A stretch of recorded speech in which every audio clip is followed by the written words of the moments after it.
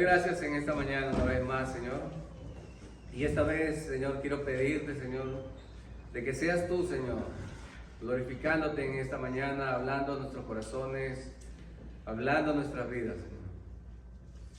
No quiero ser yo, Señor, con pensamientos míos, Señor, sino que sea tu voluntad la que pueda enseñarlos, Señor. Haz que mi mente, Señor, mis pensamientos sean dirigidos por tu Espíritu Santo, para que cada palabra que salga de mis labios, Señor, sea para edificación de tu pueblo, Señor, para exhortación y para edificación de tu pueblo, Señor. Te pido, Señor, que sea yo un instrumento para tu gloria. También te quiero pedir, Señor, que abras el corazón de mis hermanos, Señor, sus oídos, sus ojos, para que puedan ver las hermosuras y la belleza de tu palabra, Señor. Te pido esto en el nombre de Jesucristo y en Él te doy las gracias. Amén. Amén. Bien, amados hermanos, hemos estado estudiando, continuando con el libro de los Hechos. Estudiamos el capítulo 5 la semana pasada, si recordarán, el caso de Ananías y Zafira, cómo murieron en el acto por su acto de hipocresía.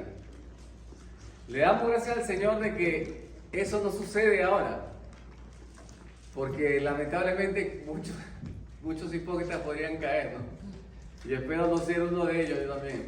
En realidad no estamos exentos, como le dije la semana pasada, de caer en momentos de nuestra vida en una hipocresía, quizás sin intención. A veces estamos tan habituados a hacer nuestras oraciones que nuestras oraciones se vuelven rutinarias y las hacemos casi sin pensarlas a veces, ¿no? Bueno, que el Señor tenga misericordia y nos perdone por esos actos. Pero no fue el caso de Ananías y Zafira. Vimos que el Señor sentó un precedente. La iglesia estaba levantándose y vemos la influencia de Satanás en el principio. Cómo va entrando y tienta a esta pareja, una pareja, para que de algún modo ellos puedan recibir una gloria que no merecían. Habían vendido una propiedad y luego querían aparentar de que ellos habían dado generosamente todo la parte de él. Nadie les había pedido, sin embargo, esta hipocresía le costó su vida y cayeron muertos. Y esto sembró un gran temor, a tal punto que ya no se acercaban las personas a él, y los que se acercaban verdaderamente eran creyentes verdaderos. Esto me lleva a una reflexión, a acordarme, cuando solía predicar en las cárceles, o en la cárcel, mejor dicho, porque en realidad era una sola, sí. Iba a la cárcel y ellos, los presos, me contaban de que ser cristiano dentro del penal era cuestión de vida o muerte. Es decir, no podías burlarte de aparentar ser una cosa.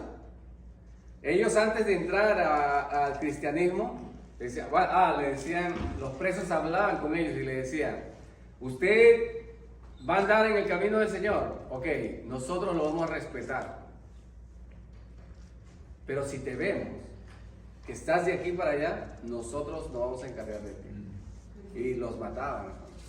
¿Sí? Esa era la forma como se manejaba. Y aquí vemos algo parecido, ¿no? Dice que la gente tenía temor a tal punto de que no llegaba y ni se acercaban a ellos por causa de lo que había pasado con Ananías y Zafira. Dijo, no vaya a ser que el Señor haga lo mismo conmigo. Eso mantuvo a la iglesia purificada, santificada, apartada para el Señor. Ahora bien, y esto acrecentó de que las maravillas, las señales se multiplicaran. Les voy a leer el contexto. Hoy vamos a estudiar desde el verso 17 hasta el 42 del capítulo, la segunda parte del capítulo 5. Pero antes quiero conceptualizarles lo que estaba pasando, ¿no?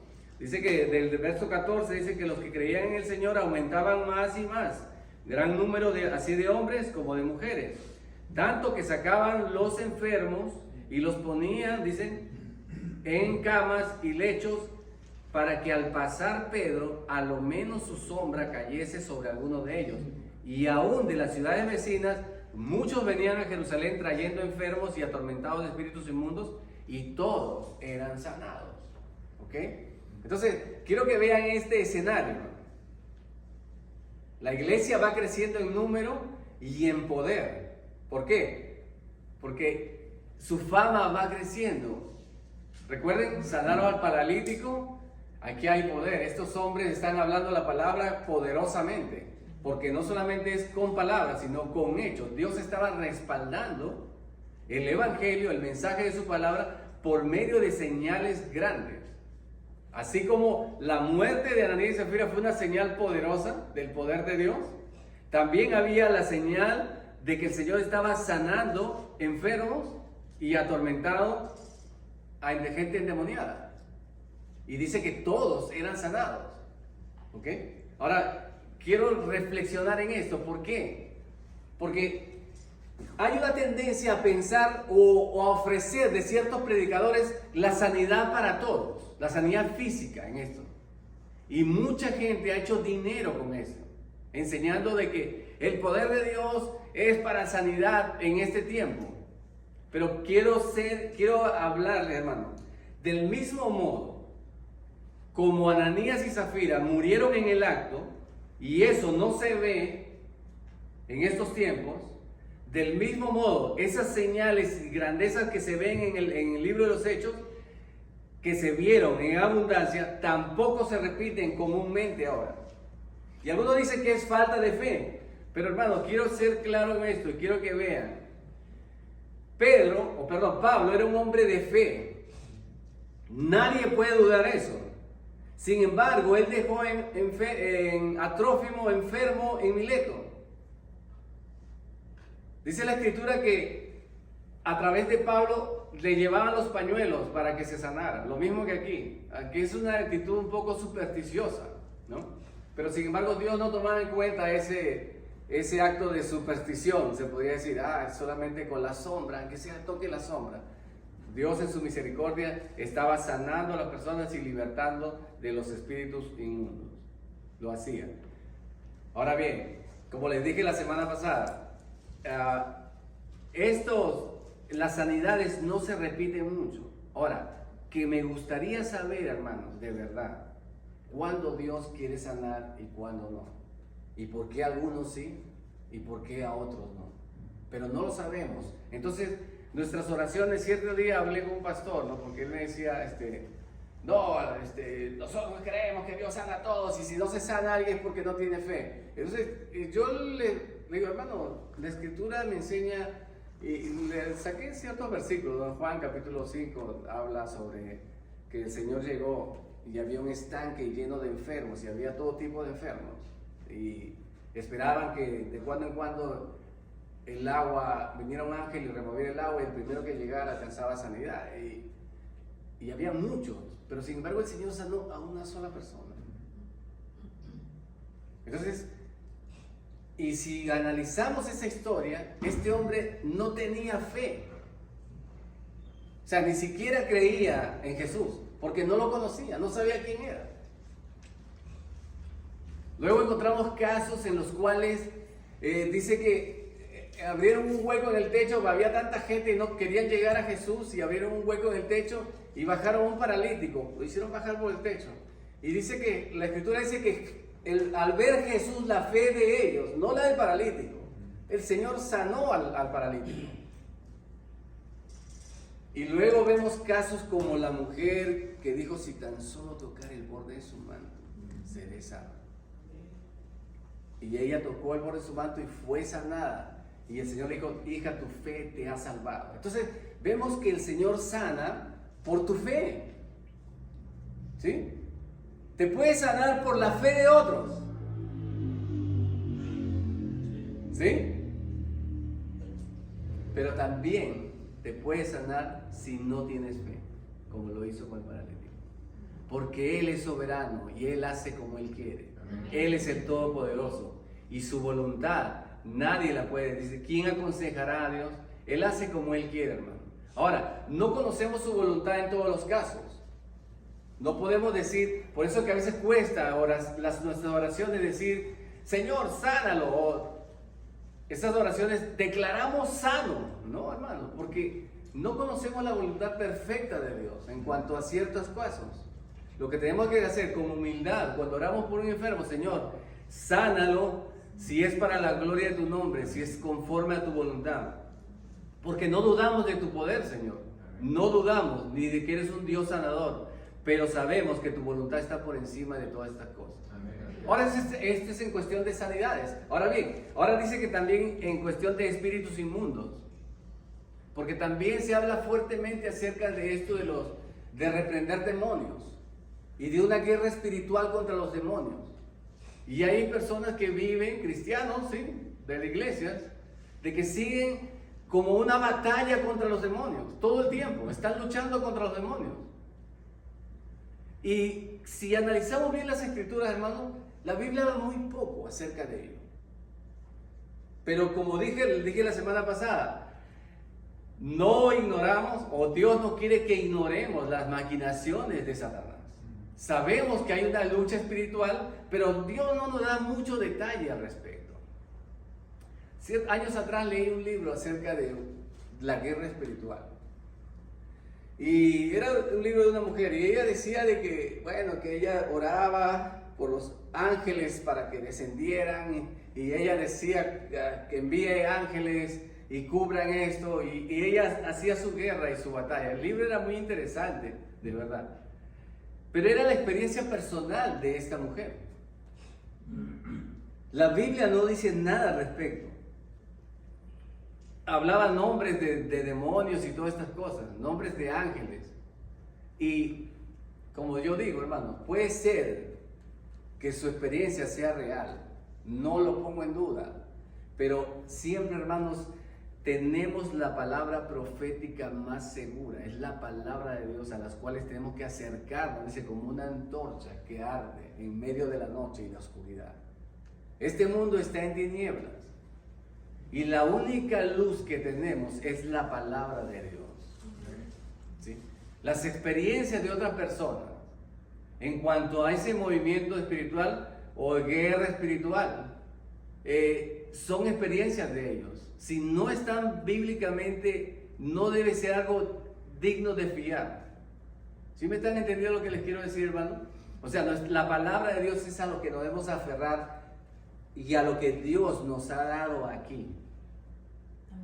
Ahí en el Apocalipsis 2:24 dice algo interesante. Dice que, se lo voy a leer exactamente como dice, porque me gusta esa parte, porque se presta mucho a lo que nos enseñan ahora acerca de la oscuridad. No quiero con esto pretender, o no quiero que me vean como el abogado del diablo, hermano, ¿sí? O sea, no estoy defendiendo al diablo, no, hermano.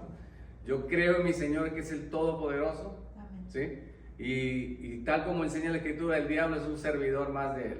Él no tiene poder ilimitado. Y en Apocalipsis 2:24, miren cómo dice, hermano.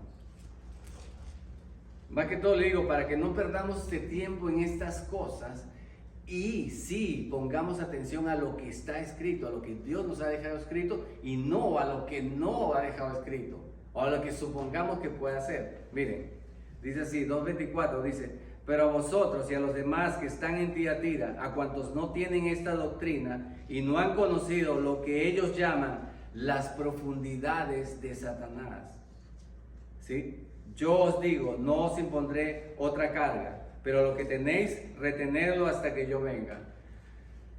Había un grupo de gente que decía que conocían las profundidades de Satanás, de las tinieblas. Bueno, Dios no nos ha revelado las cosas de las tinieblas.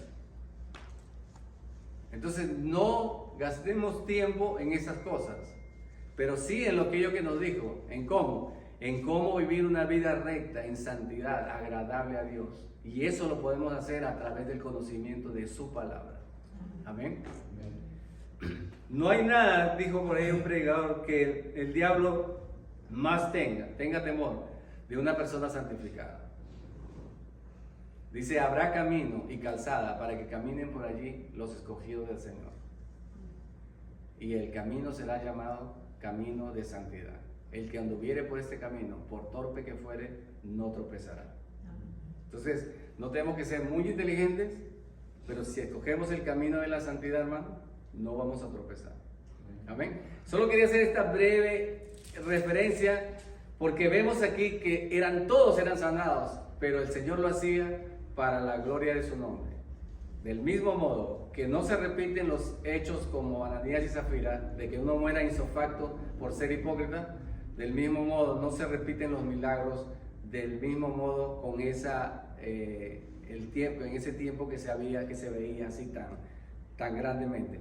Y aquellos que proclaman, hermano, esto y que dicen que es así, usted no ve en sus iglesias que esto sea una realidad, de que en realidad llegan enfermos y se sanan, hermano.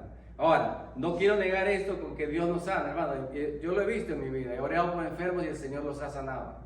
Sí lo hace el Señor, pero como les dije una vez más, no es algo que se ve en todo momento. ¿Y por qué? No lo sabemos. El Señor es el quien sabe por qué hace unas cosas así y a unos sana y a otros no. Ok, entonces bien, vean ustedes este escenario. Todos serán sanados, enfermos, endemoniados. Ellos están enseñando día y día en el templo. Entonces el celo empieza a manifestarse una vez más. Verso 17, capítulo 5, miren cómo dice: entonces levantándose el sumo sacerdote y todos los que con él estaban, esto es, la secta de los saduceos, se llenaron de celos y echaron mano de los apóstoles y los pusieron en la cárcel pública. Ok, esta palabra se llenaron, ¿recuerdan? Él la usa mucho, Lucas, aquí. Se llenaron, y habla mucho de llenarse del Espíritu. Y eran varones llenos del Espíritu, y las personas llenas del Espíritu hablaban con poder, sanaban a los enfermos en el nombre de Jesucristo. O sea, había poder cuando estaban llenos del Espíritu. Ahora vemos en este mismo capítulo, Ananías y Zafira fueron llenos, ¿pero de qué? De Satanás. Dice, ¿por qué Satanás llenó tu corazón? Ahora estos están llenos de ¿qué? De celos y de ira. La importancia, hermanos, de cómo debe estar lleno nuestro corazón. Del engaño de Satanás, de celos o de la palabra de Dios. ¿Sí? Muy interesante porque es la misma palabra que usa. Ahora vemos a alguien que se opone, sigue la persecución y sigue la oposición en contra de la palabra de Dios, y siempre la va a ver, hermanos. Quiero que esto esté claro. Cuando usted tiene la verdad en sus labios y usted empieza a proclamarla, usted va a recibir oposición. Porque este mundo no quiere saber nada de Dios, ni de sus caminos. El mundo no quiere saber nada. ¿Por qué? Porque dice que el príncipe de este mundo ha cegado el entendimiento de los incrédulos para que no vean la luz de Cristo. Pero nosotros tenemos la palabra de Dios, que es viva y eficaz y más cortante que toda palabra, que toda espada de dos filos, ¿sí? Ahora bien, hermanos, dice así: entonces, levantándose el sumo sacerdote, lleno de celo, dice, juntamente con los saduceos, los echaron mano de los apóstoles y los pusieron en la cárcel pública. Ahora han tomado a todos los apóstoles. Ya no han sido solamente a Juan y a Pablo. Recuerda que los agarraron y les dijeron, mira, dejen de predicar en ese nombre. No, ahora dice que han agarrado a todos los discípulos. Pero miren lo que hace el Señor. Mas un ángel del Señor, abriendo de noche las puertas de la cárcel y sacándolos, dijo: id y puestos en pie en el templo, anunciar al pueblo todas las palabras de esta vida. Habiendo oído esto, entraron de mañana en el templo y enseñaban.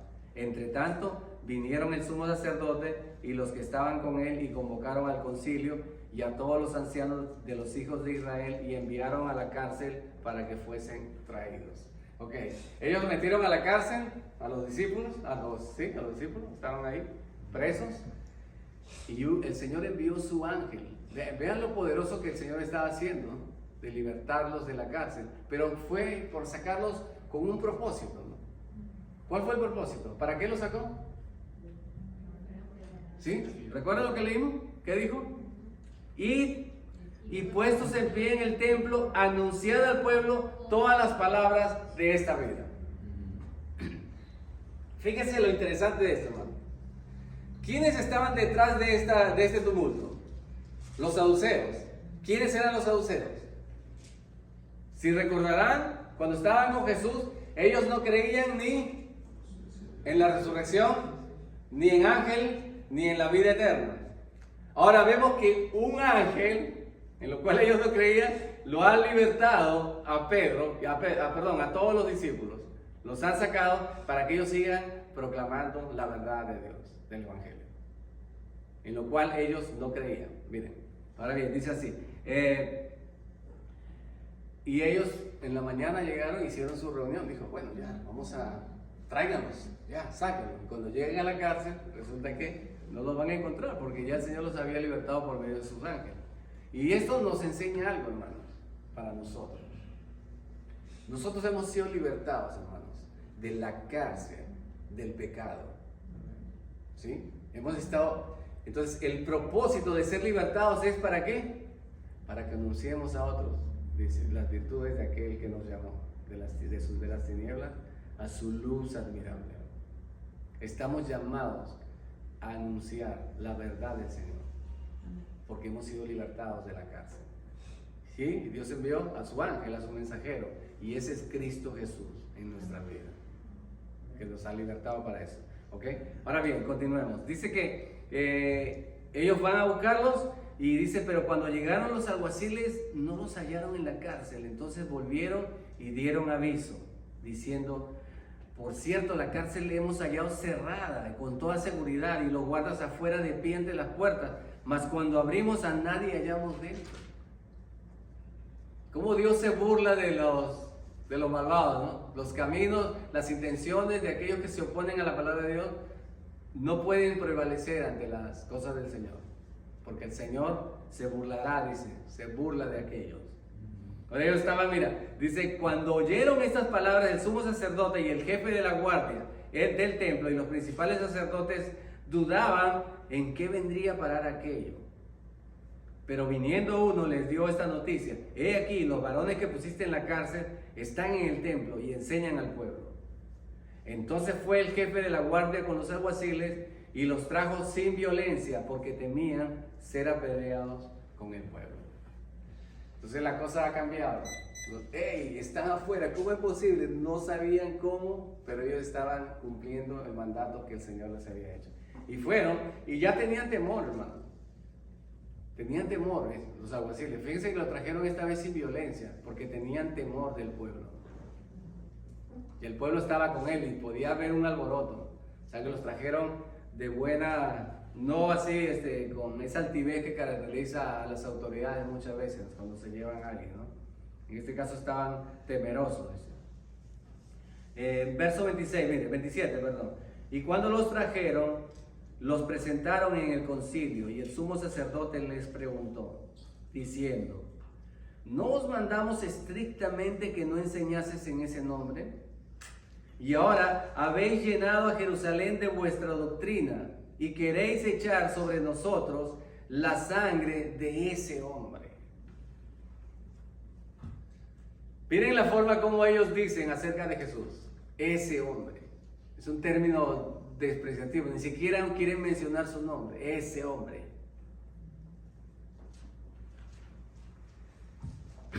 Hemos mandado que ustedes no, ya le habían dicho a Pedro y a Juan que no hablasen en su nombre. ¿Y qué habían respondido ellos? ¿Recuerdan? Juzgad, varones, si os es necesario obedecer a Dios antes que a los hombres. Juzgad si es justo.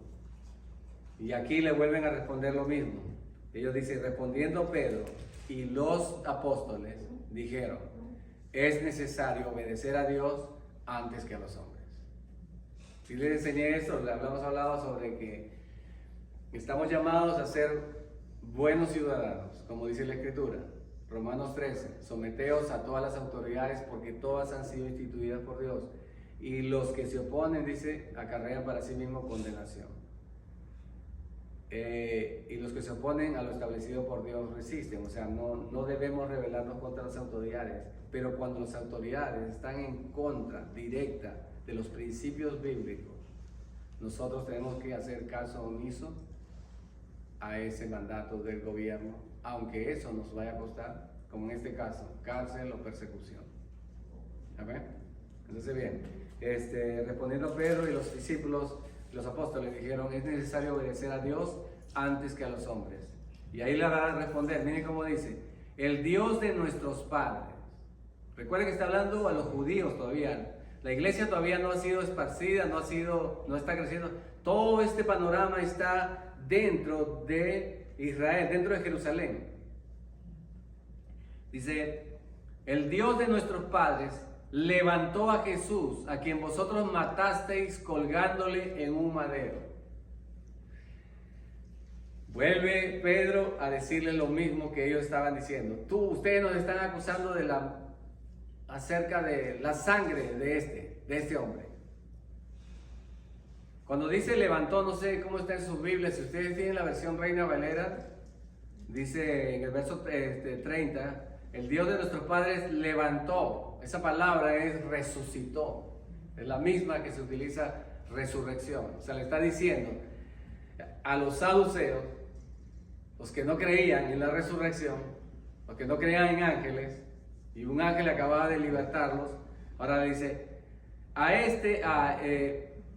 el Dios de nuestros padres, no es otro Dios, el que nosotros conocemos, el Dios de Abraham, el Dios de Isaac, el Dios de Jehová, ha resucitado, dice, a Jesús, a quien vosotros matasteis colgándole en un madero. Dice, vosotros matasteis colgándolo en un madero. El colgar en un madero, según Deuteronomio, la ley decía, maldito todo aquel que es colgado en un madero. No lo tendrás, dice, hasta el día siguiente para que la tierra no se contamine. Decía, si alguno es colgado en un madero, antes de que llegue la noche, sáquenlo y entiérrenlo para que no contamine la tierra, porque maldito es, dice la Escritura. Y nuestro Señor Jesucristo, ellos lo quisieron matar así, como un maldito. Pero ellos no sabían que proféticamente Él sí estaba llevando una maldición. Como dice Gálatas 3:20 o 3:16, que dice, maldito todo aquel que es colgado en un madero. Nuestro Señor Jesucristo se hizo maldición. ¿Para qué? Para que la bendición de Abraham recayere sobre nosotros, la cual está escrito, que dice, bendiciré a los que te bendijeren, ¿no? Maldeciré a los que te maldijeren, y en tu simiente serán benditas todas las familias de la tierra, o todas las naciones. La bendición de Abraham nos pertenece por causa del sacrificio de nuestro Señor Jesucristo. Entonces, Él se hizo maldición, hermano. Cristo Jesús se hizo maldición. La maldición que nosotros merecíamos por la ley fue llevada por Cristo Jesús. Ahora, ¿cuál es esa maldición? ¿Han oído antes acerca de esa maldición de la ley? Déjenme refrescarles un poco la memoria. Si quieren, vienen conmigo de Deuteronomio 28 para leerles un poco, solamente no lo voy a leer todo, pero sí quiero que vean parte de lo que era la maldición de la ley. Deuteronomio 28. ¿Sí? Desde el verso 15, ¿sí? Voy a leer así brevemente. Miren cómo dice. Deuteronomio es el quinto libro de los llamados libros de Moisés, o el Pentateuco. Dice así, 28:15, pero acontecerá, si no oyeres la voz de Jehová tu Dios para procurar cumplir todos sus mandamientos y sus estatutos que yo te intimo hoy, que vendrán sobre ti todas estas maldiciones y te alcanzarán. Miren, maldito serás tú en la ciudad y maldito en el campo. O sea, donde quiera que vayas, la maldición estará sobre ti. Maldita será tu canasta y tu arteza de amasar, o sea, tu alimento, tu sustento. Maldito el fruto de tu vientre, el fruto de tu tierra, la cría de tus vacas, los rebaños de tus ovejas. Maldito serás en tu entrar y en tu salir. Y Jehová enviará contra ti la maldición, quebranto y asombro en todo cuanto pusieres mano e hicieres, hasta que seas destruido y perezcas pronto a causa de la maldad de tus obras por las cuales me habrás dejado. Jehová traerá sobre ti mortandad hasta que te consuma de la tierra a la cual entras para tomar posesión de ella. Jehová te herirá de tisis, de fiebre, de inflamación y de ardor, con sequía, con calamidad repentina y con añublo, y te perseguirán hasta que perezcas. Y los cielos que están sobre tu cabeza serán de bronce, y la tierra que está debajo de ti de hierro. Dará Jehová por lluvia a tu tierra polvo y ceniza, de los cielos descenderán sobre ti hasta que perezcas. Jehová te entregará derrotado delante de tus enemigos. Por un camino saldrás contra ellos, y por 7 caminos subirás delante de ellos, y serás vejado por todos los reinos de la tierra. Y tus cadáveres servirán de comida a toda ave del cielo, fiera de la tierra, y no habrá quien las espante. Jehová te herirá con úlcera de Egipto, con tumores, con sarna, con comezón que no puede ser curado. Jehová te herirá con locura, ceguera, turbación de espíritu, y palparás al mediodía como palpa el ciego en la oscuridad, y no serás prosperado en tus caminos, y no serás sino oprimido, robado todos los días, y no habrá quien te salve. Hermanos, esto es parte de la maldición. Ahora, no nos da alegría saber que hemos sido rescatados de esa maldición, hermanos. Cristo Jesús, que fue colgado en un madero, se hizo maldición para que a través de esa maldición nosotros recibiésemos y alcanzásemos la bendición de Abraham. Y se lo he dicho muchas veces, hermanos, que lo que Dios bendice, nadie puede maldecir. Amén. Amén. No hay agüero contra Israel, no hay agüero contra el pueblo del Señor. Bien, hermanos. Entonces, colgándole en un madero, verso 31, a este Dios, al que ustedes dicen, ¿no? a ese que ustedes están hablando, Dios lo ha exaltado con su diestra por príncipe y salvador, para dar a Israel arrepentimiento y perdón de pecado. Y nosotros somos testigos suyos y de estas cosas. Y también el Espíritu Santo, el cual ha dado Dios a los que le obedecen. Entonces, aquí el apóstol le está diciendo, bueno, sí, nosotros somos testigos, pero la Escritura dice que si alguno testifica sobre sí mismo, o una sola persona, el testimonio no es verdadero. Necesitabas de 2 o más testigos. Y Pedro está diciendo, nosotros somos testigos, y el Espíritu Santo también. Ya hay 2 testigos. Y si dice, como dice la Escritura, si 2 personas testifican lo mismo, el testimonio es aceptado como verdadero. Y ellos eran jueces. Y somos testigos suyos de estas cosas, y también el Espíritu Santo, el cual ha dado a Dios a los que le obedecen. Y ellos, oyendo, se enfurecían y querían matarlos. Hermano, interesante, ¿eh? Él le está hablando la palabra del Señor. Le está diciendo, todo esto estaba profetizado, que Dios exaltaría a su príncipe, lo pondría muy en alto, le daría el Espíritu Santo a los que creían en Él. ¿Y qué están haciendo ellos? Están rechazando. Miren lo que dice. Dice, ellos oyendo esto se enfurecían y querían matarlos. O sea, la palabra de Dios no hallaba cabida en sus corazones, de tal modo que querían matarlos. No encontraban otra salida. Dicen los estudios que los asesinos, la gente que mata personas, dicen que ellos en su mente no tienen otra forma de arreglar las cosas. Esa es su única salida, esa es la forma como ellos, para ellos no hay otro pensamiento, sino es la única alternativa que tienen. Y aquí vemos a estos hombres, se supone que eran conocedores de la ley, la cual había dicho no matarás. Ya estaban planificando matarlos, porque la palabra de Dios no hallaba cabida en ellos. Se resistían, como más adelante vamos a ver como Esteban le dice, vosotros siempre resistís al Espíritu Santo de Dios.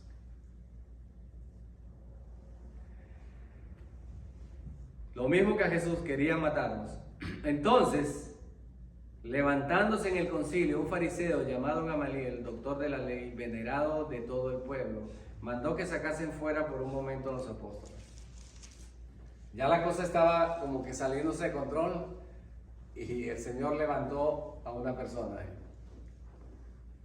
Gamaliel, si han oído hablar de él, Gamaliel dice, el apóstol Pablo dice, fui instruido a los pies de Gamaliel. Era uno de los hombres más ilustres de su época.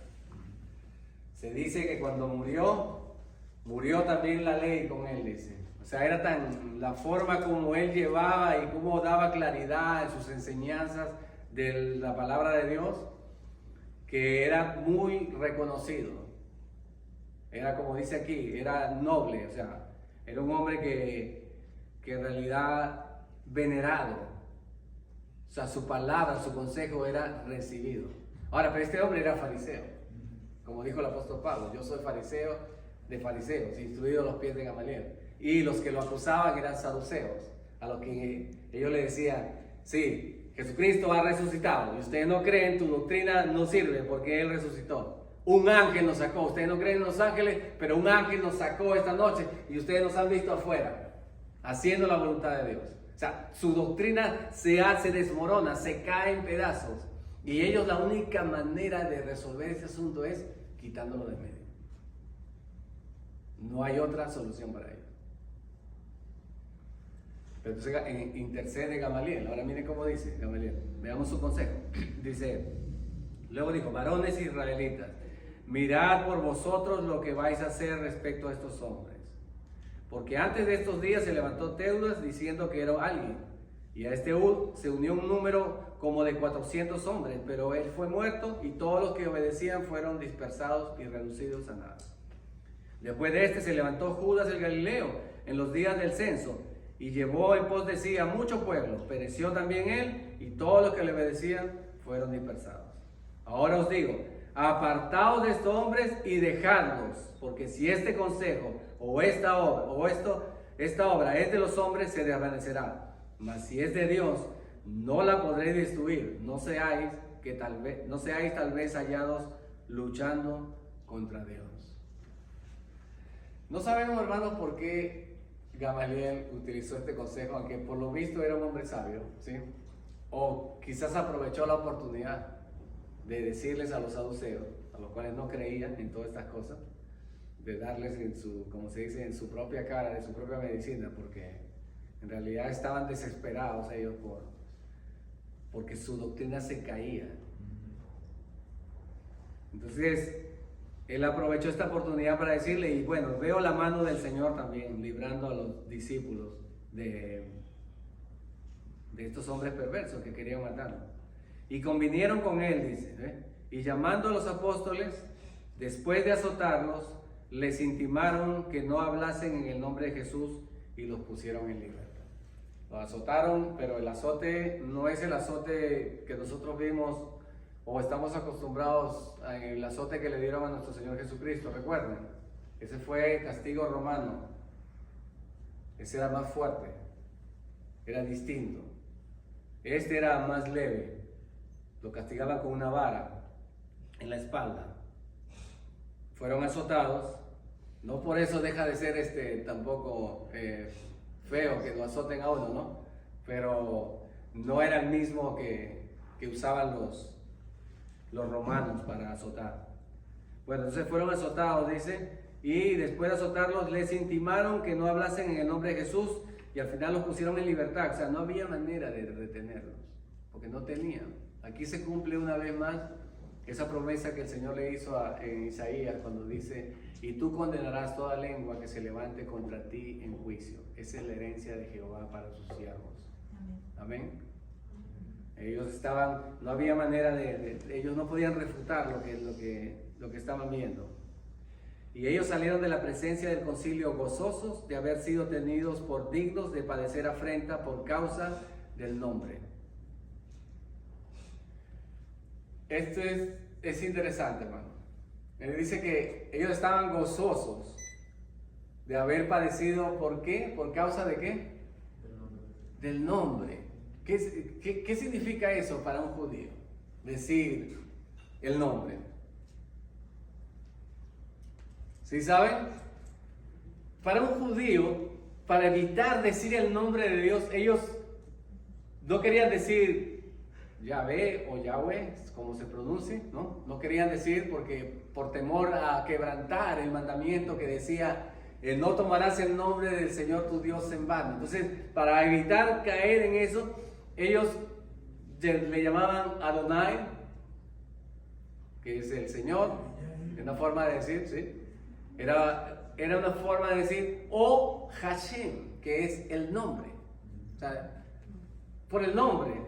Decía, o sea, para no decir el nombre y no profanar el santo nombre del Señor, decía el nombre.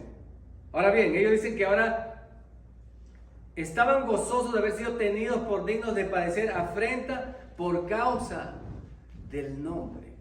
Están poniendo, hermanos, el nombre del Señor al mismo nivel de nuestro Señor Jesucristo. Porque ellos estaban sufriendo y padeciendo por causa de nuestro Señor Jesucristo, del nombre de nuestro Señor Jesucristo, lo cual ellos dijeron. Recuerda que había dicho, porque no hay otro nombre dado a los hombres en quien puedan ser salvos, solo en Jesucristo. Entonces, ese nombre están poniéndolo a la altura o al nivel del nombre, porque dije sí, por causa del nombre. Y se estaban gozosos de sufrir persecución y de sufrir afrenta. No está, o sea, me gusta esta parte, veo que no lloraban, no se estaban lamentando, no, al contrario, estaban gozosos de ser tenidos por dignos de padecer afrenta por causa del nombre. Y todos los días en el templo y por las casas no cesaban de enseñar y predicar a Jesucristo. Amén. ¿Cuándo era? Todos los días en el templo y por las casas. Por eso os animo, hermanos, a que no descuidemos el ministerio de las casas, en el que podamos tener en nuestros hogares reuniones de enseñanza de la palabra de Dios. Amén. No descuidemos eso tampoco. Oro y le pido al Señor que el Señor pueda formarnos cada vez más en este ministerio y podamos ser una congregación sólida en cuanto a la enseñanza y la predicación de nuestro Señor Jesucristo. Amén. Esto es lo que le quería traer el capítulo 5, hermanos. Que nos anime esto, uno, hermanos, a que prediquemos el Evangelio, a que demos testimonio de nuestro Señor Jesucristo, como lo vimos, porque hemos sido libertados de la cárcel en la que vivíamos, de la esclavitud del pecado. Si alguno de nosotros que estamos aquí no hemos sido libertados aún, tenemos un nombre en el cual podemos ser libres, y es en el nombre de nuestro Señor Jesucristo. Amén. Y a no temer, hermanos, no importa quién se levante, como vemos, y cuánta persecución podamos pasar, y es necesario, como dice la Escritura, todo aquel que quiera vivir piadosamente en Cristo Jesús padecerá persecución. Cuando usted empiece a llevar fruto y empezar a predicar la palabra, usted va a encontrar mucha oposición, y de los que menos esperan, muchas veces de su misma congregación incluso. Los mismos de los suyos se levantarán, como dice el apóstol Pablo, en contra de usted. Así que animo a que no se desaliente, sino por el contrario, que esto sea un estímulo para seguir predicando la palabra de Dios. El Señor está con nosotros, dice que las puertas del Hades no prevalecerán contra su iglesia. Amén. Señor, te doy gracias por esta palabra de esta mañana, Señor. Te ruego, Señor, que nos animes, así como tus discípulos en el principio, Señor.